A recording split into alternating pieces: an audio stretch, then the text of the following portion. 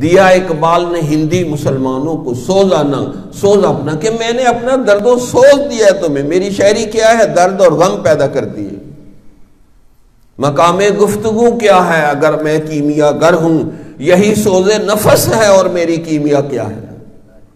تو اس نے خودی کے ساتھ درد و غم کا نظریہ پیش کیا، کیونکہ حدیث شریف کا مفہوم ہے جس بندے کے دل میں میری امت کا غم نہیں ہے وہ میری امت میں سے نہیں. اس لیے ساری عمر نبی کی امت کے لیے روئے. شب پیش خدا بگرستم دار مسلمانہ چرا خارند و زارند. ایک رات میں سر سجدے میں رکھ کے رو رہا تھا، یا اللہ یہ امت مسلمان کو ہر کوئی پیٹ رہا ہے، ذلیل ہو رہی ہے. کیوں ذلیل ہو رہی ہے؟